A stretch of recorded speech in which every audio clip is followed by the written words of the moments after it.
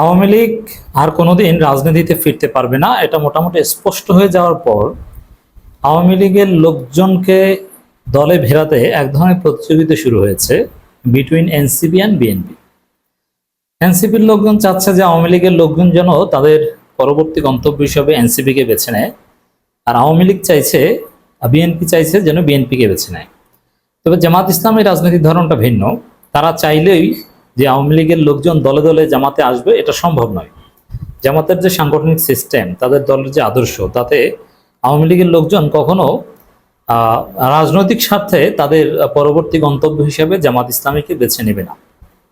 তবে হ্যাঁ, অনেক আওয়ামী লীগ ধর্মীয় একটা চিন্তা থেকে, উপলব্ধি থেকে, এমনকি বিএনপির অনেকে জামাত ইসলামীতে আসছে, দ্যাটস ডিফারেন্ট। এখন আওয়ামী লীগের এই অন্ধকার ভবিষ্যৎ দেখে বিএনপি এবং এনসিপির মধ্যে আওয়ামী লীগের লোকজন নিয়ে টানাটানি শুরু হয়েছে। আমির খসরু মাহমুদ চৌধুরীর একটা বক্তব্য, জুলুম না করা আওয়ামী লীগের কর্মীরা বিএনপি সদস্য হতে পারবে।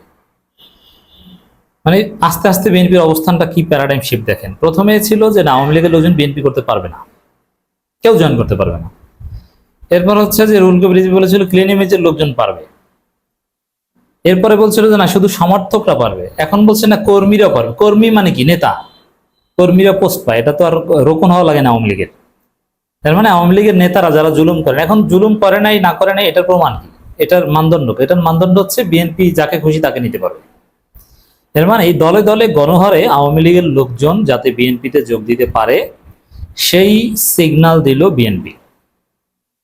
আর NCP on the other hand নানানভাবে, বিশেষ করে যারা সাবেক জনপ্রতিনিধি ছিল স্থানীয় সরকারে, তাদেরকে তাদের দলে বেরোতে নানান তৎপরতা চালাচ্ছে। It's very significant. দর্শক, বিশেষ করে সজীব ওয়াজেদ জয়ের মার্কিন নাগরিকত্ব গ্রহণ এবং ভারত আওয়ামী লীগের লোকজনকে ভারত ছাড়তে বলছে, যে ভারত আর আশ্রয় দিতে পারবে না। এই জন্য যাদের সামর্থ্য আছে তারা ইউরোপ আমেরিকা যাচ্ছে, ভারতে পলাতক আওয়ামী লীগের লোকজন, এবং কেউ কেউ জীবনের ঝুঁকি নিয়ে দেশে ফেরার সিদ্ধান্ত নিয়েছেন, নইলে ভারত জেলে পড়বে।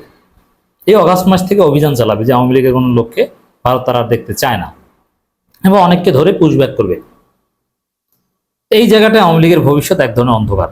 কারণ সজীব ওয়াজেদ জয় নিজেই আওয়ামী লীগের বিষয়ে হতাশ হয়ে, কারণ জয়কেই কিন্তু শেখ হাসিনা পরবর্তী নেতা হিসেবে রেডি করেছিলেন। এই জন্য শেখ হাসিনার সাথে সব জায়গায় জয়ের ছবি থাকতো, জয় ভাই স্লোগান হতো, ডিজিটাল বাংলাদেশের রূপকার, অমুক তমুক, জাতির নাতি, কত কিছু বলতাম। তো সেই জয় মার্কিন নাগরিকত্ব গ্রহণ করেছে, দ্যাট মিনস তিনি আর রাজনীতিতে ফিরবেন না। তার পরবর্তী জীবন তার কবরও হবে এখানে, বাংলাদেশে আর আসবেন না, হতাশ। এখন হয়তো বা নেশা করেন, বা বয়সের চাপ, চিন্তা, হতাশা, স্ত্রী নাই আমরা যতদূর জানি, বাচ্চা টাচ্চা কয়েকটা জন্ম দিয়েছিল, তার কোনো খোঁজ খবর নাই। তো এই পরিস্থিতিতে আওয়ামী লীগকে নিয়ে একটা টানাটানি, যে আওয়ামী লীগ অবশ্যই একটা বড় দল এবং তাদের অনেক জনশক্তি আছে, তাদেরকে নেয়ার বা গণহারে তাদেরকে দলে যাতে নিতে পারে, সেটাই আমির খসরু মাহমুদ চৌধুরীর বক্তব্য থেকে বোঝা যায়। জুলুম না করা আওয়ামী লীগের কর্মীরা বিএনপি সদস্য হতে পারবে, আর জুলুম করা না করা এটার কোনো প্রমাণ নেই। এটা বিএনপি যাকে মনে করবে তাকে নিতে পারবে। যাকে বলবে যে জুলুম করে নেই, সে যতই জুলুম করুক সে। আর আওয়ামী লীগের কোনো কর্মী জুলুম না করা বিষয়টা এরকম নয়। হাসিনা কিন্তু আওয়ামী লীগের কর্মীদের সমর্থনে, তাদের ম্যান্ডেট নিয়ে হাসিনা হয়ে উঠেছিল, বা অন্যান্য যারা জুলুম করেছিল তারা তো আর আসমানি কোনো পাওয়ার নিয়ে জুলুম করেনি। সব কর্মীদের সমন্বিত পাওয়ারের ফলেই কেউ পাওয়ারফুল হয়েছে এবং সেই পাওয়ার থেকে জুলুম করেছে। অতএব জুলুম না করা বলতে কোনো কথা নেই। আওয়ামী লীগের চিহ্নিত দোসররা বিএনপি সদস্য হতে পারবে না, চিহ্নিত দোসর বলতে কিছু নেই, এটাও একটা ফাও কথা। যাদেরকে বিএনপি মনে করবে যে না, এই চিহ্নিত দোসর না, তাকে বিএনপি নিয়ে নেবে, মানে এটা যে টাকা পয়সা দিয়ে বিএনপিতে জয়েন করতে পারবে সে। বলা হয়ে থাকে যে আওয়ামী লীগের লোকজন নাকি ৬,০০০ কোটি টাকা বিএনপিকে দিবে।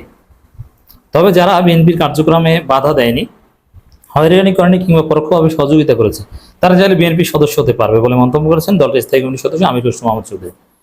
আচ্ছা, আওয়ামী লীগের লোকজন বিএনপিকে পরোক্ষভাবে সহযোগিতা করেছে, এটা আবার কেমন কথা ভাই? তাহলে আপনারা কি গুপ্ত রাজনীতি করতেন জামাতের মতো, শিবিরের মতো? হ্যাঁ, শিবির এটা করতো, তাদের লোক অনুপ্রবেশ করাতো বিভিন্ন দলে বেঁচে থাকার জন্য, বিশ্ববিদ্যালয়গুলোতে, সব জায়গায় না।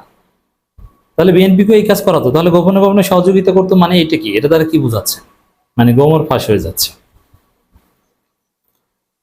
ফর্ম বিতরণ নবায়ন কার্যক্রমে প্রধান অতিথি হিসেবে তিনি কথা বলেন। মানে আওয়ামী লীগের লোকজন আহ্বান জানানো হচ্ছে যে আওয়ামী লীগ আসো, বিএনপিতে জয়েন করো।